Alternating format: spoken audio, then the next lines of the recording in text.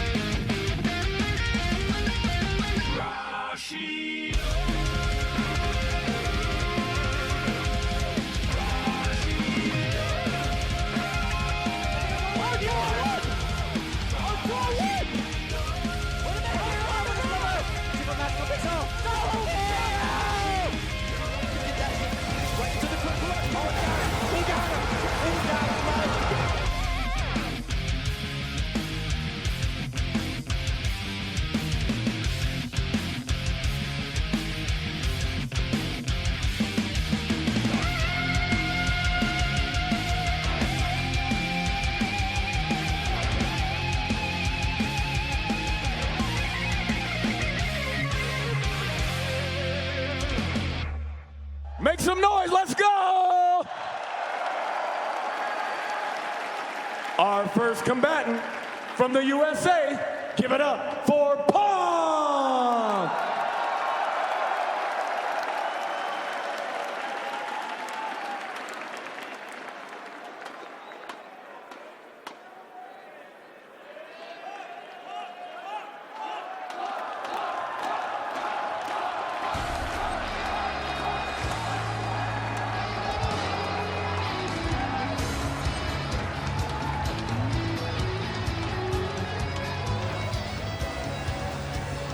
And it's time for Street Fighter V Top 8 here at Evolution 2017, coming to you live from the Mandalay Bay in Las Vegas, Nevada. I am James Chen. And I'm Sajam. It's good to be here, James. 2 years in a row now, Street Fighter V Finals in the Mandalay Bay, live here on Twitch and ESPN.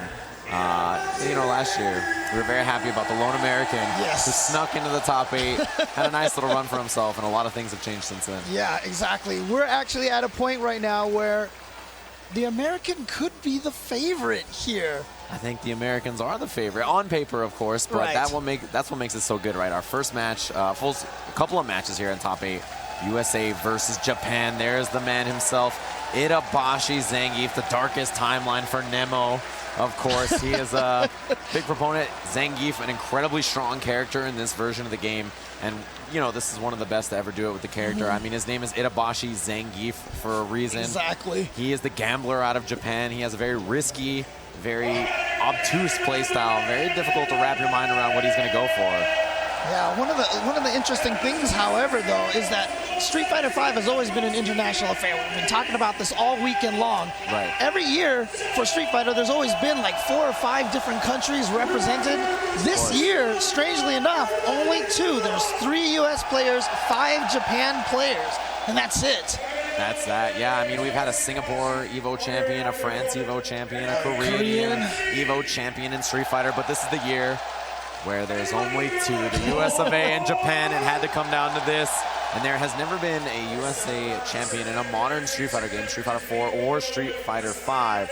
But the top 2 seeds in this bracket, NuckleDu and Punk from the US.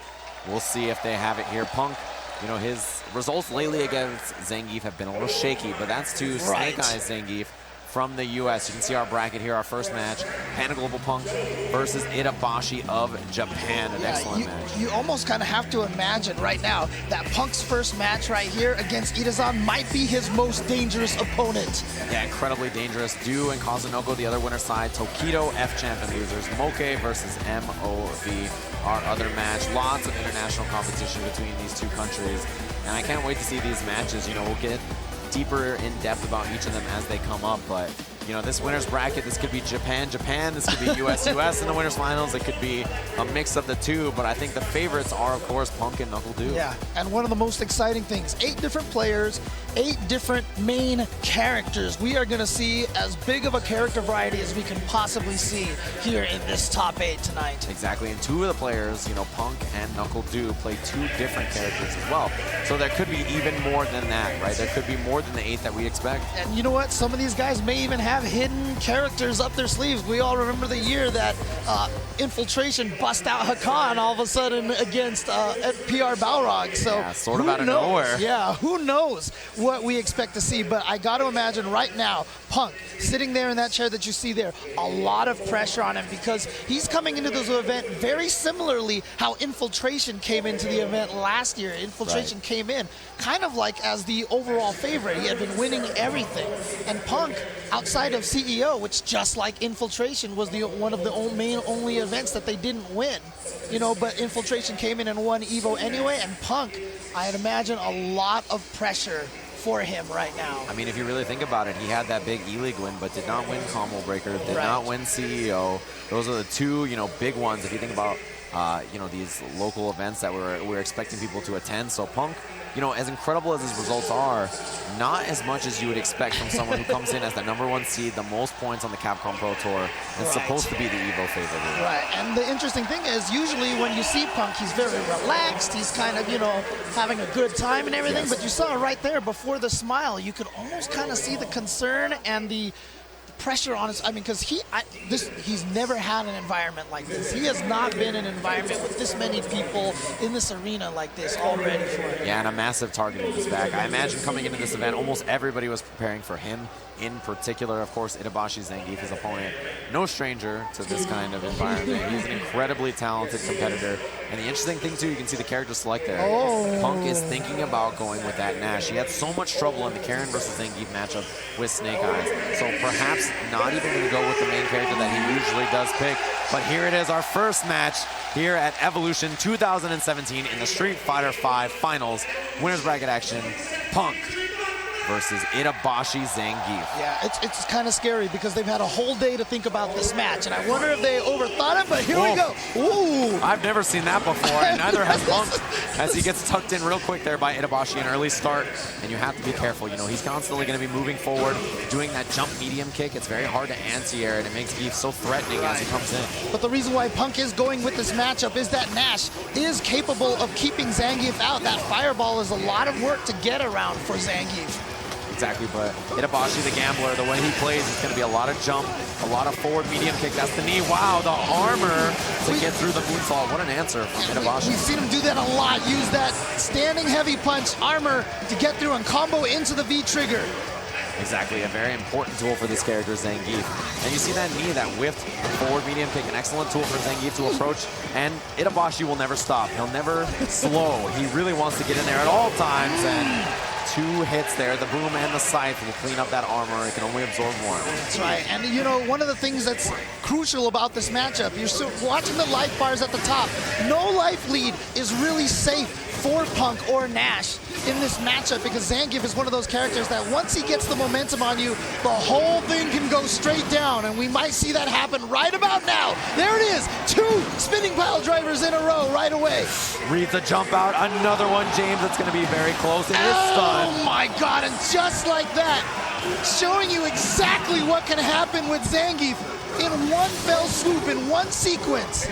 Incredible round from Itabashi Zangief. Gave him no remorse. As soon as he finds that opening, he capitalizes. It's one of the things that makes Zangief so incredibly difficult to deal with. He just needs one opportunity. Well, the nice thing for Punk right now, you can see at the bottom of the screen, he's sitting on a full meter. So that means he's got a lot of EX Sonic sights, which I think will help him keep Zangief out if Itabashi continues to jump. See Itabashi slightly back off there. He actually gave him, oh, he's got the anti-air. Yeah, that is a common trap. It's sort of check and mate. You throw the boom if your opponent jumps. You get the critical art on the other side. But you know what? Itabashi has that full critical art and a full V-trigger right now, all ready to go. One combo into the V-trigger now that he has it activated, especially now. One hit can lead directly into his critical art. What a dash under from Punk, the evasiveness. He read the forward jump and just escaped, and Itabashi's got to march all the way down the screen to get back in. And crucial now, V-trigger gone. The timer is emptied, and so now Itabashi has to find a way to land that critical art without the help. Oh my God, he's going to be a combo into that. Chase down. He read the jump back. He's got the flex. A beautiful V-trigger. He got out of there. Oh, what a throw. Punk was so genius. He knew the flex was coming, and you see how nervous he was. He exhaled there. He knows that this is so dangerous at any moment it can turn on its head. If that throw came out even just a tiny bit too late and the V skill actually triggered with the flex, he would have been able to combo that right into the critical art and been in perfect position to steal that round. Yeah, it could have been a dead Nash. It would have happened real quickly. There's the punish. That flex is so excellent. It allows you to absorb attacks. And, you know, Nash has a lot of really good buttons to keep Zangief out, but they're sort of laggy on recovery, right? And he can do that. So, you know, it's a very important tool for Itabashi in the matchup. Of course, Itabashi, you know, the light spinning pile driver, shortest range, and also leaves you the least advantaged afterwards. Oh, but the EX has the range, and it leaves you right up there. What's the mix-up? He's going to go for the meaty. No! He faked it and went for the SPD instead, but it's not enough to take him out just yet. Anything will do it now. Punk with the resources, though. Itabashi's got to be very careful about how he moves. Oh, trying to bait Itabashi into doing something. Okay, he's going to spend one of the meters for the anti-air. He's got one more. Trying to confirm the sight that wasn't quite in range. Punk gonna back off here. Clean anti-air. If that was a trade, he would have died, and anything will do it now. Next jump. Oh, he's just gonna dash him and throw again. Punk with the bold move right there, going right at him, and he gets the throw. No fear from the young gun. Punk in the US. Crucial moment for him, stealing that round away from Itabashi, who answers back immediately in the second round. Oh, that'll be a punish. Yeah, that's got to be punished right there. And he's going to use the EX for the damage and the setup. And again, chasing him back, trying to jump away. Was that a stun? Oh, okay, not quite stunned. No, not going to be a stun. The lows will. Itabashi builds a lot of meter here. Huge resource gain. He just whipped the parry. Yes, to build extra resources. Gives you a ton of meter with Zangief. You can see it on the bottom right. He needs those resources, those EX SPDs, to get that damage output, not only out in the air, but on the ground as well. Right. 1-1 in rounds here in this 3 of 5 match. Exactly. This could go the distance. Oh, good start. Yeah, he's going to be able to confirm off of that. And now gaining a little bit of ground against him as well. Oh, now cross summer and combos into the critical art. He's going to do a ton of damage here, but Itabashi's going to have a chance for a little bit of comeback now. As you can see, Pixel, he's so low on life, blocks it out. Punk, anything will do it now. Baits it. And the big forward roundhouse, the perfect Punk. 2 games over Itabashi Zangief of Japan. You can see again the amount of stress just from the face of Punk right now. Now, Itabashi, on Itabashi's side, that guy smiles no matter where he is. He's happy when he beats you, he's happy when he loses. But right now, you know he wants this win, and he needs to take this. Otherwise, Punk will move on. Many people are calling this the year of Geef, right? He's so powerful in this version of the game, and, you know, this year won't last forever. Itabashi's got to try to put something on the board, but Punk, too composed, too in control. The instant overhead attempt and the low anyway. Didn't even need the stun because he had lost so much health from all the absorption on the armor. He builds a lot of gray health. You can see it in their life bar, and anytime you get hit, you lose all of that amount, including the damage from the move that hits you. Oh, Punk becoming comfortable, maybe a little too slow. He dashed in there, got a little antsy, and Itabashi punishing for it. Ah, smart. Just uses the V reversal off of blocking to get out of there. Nash's V reversal, of course, allows him to teleport. Just escapes, gets you out of positions. Just a light SPD from Itabashi, so Itabashi not able to really get a setup afterwards, but he gets the jump in this time. Dangerous range now. You see him swinging. Yes, he wants that V-trigger cancel. Escapes. He was thinking Punk was going to run away, so he was trying to chase him down, but Punk instead moving forward. That V reversal out of the air. Punk, a life deficit, but we've seen him work with this before. He's got meter. Oh, what a flex. And And that's enough to take that round. So Itabashi trying to stay alive here in the winner's bracket. Remember, 4 of our players start on winner's side, 4 start in losers. The one in winners, if they lose the match, they just go to the loser's bracket. They're still in the tournament. Itabashi's still in this set. Those flexes really counting, really adding up here. He's reading those big normals. Now he's seeing the dashes. He's very prepared. Punk has got to try to switch up his strategy here. You know, of course, Zangief with more health than most characters, so, you know, Itabashi might even be willing to eat some of those anti-air EXs just to drain Punk's meter. Exactly, he's a huge lumbering character, very slow, but a ton of vitality to get in there. Really make you miserable when he finds that hit, and man, big trouble now for Itabashi to confirm. And he's gonna combo, and Nash, of course, not a character with a ton of vitality. And you see right there, drain a lot of that life right there. Gonna be big. Oh, he hit him with a knee. No anti-air. Punk with a panic moment. He finds the hit. Very dangerous though. Punk, full resources. He needs one big confirm to take this set. Put himself in the winner's finals here at EVO. Itabashi, a very risky jump. Could have got him in trouble. Could have got the critical art. I know he's looking to find that hit. That scythe. The anti-air. No, he can float. Oh, no! It was in time! Is it gonna kill? It's enough. He gets the job done. Punk clean 3-0 moves in a winner's finals here of Evolution. And there was no difficulty in that there. And there we see Punk's family cheering him on. Cheering for him to move forward in this. And despite a 3-0, had to have been a lot of nerves there because, like I said, Zangief, a scary character, especially in the hands of Itabashi Zangief, who can be such an unpredictable player. The gambling man himself from Japan, known for that erratic play style, but the solid, slow play of Punk was so overwhelming. He had booms in every position he wanted to move in at. He was just so prepared for everything he was going to do, clean anti-airs the whole way.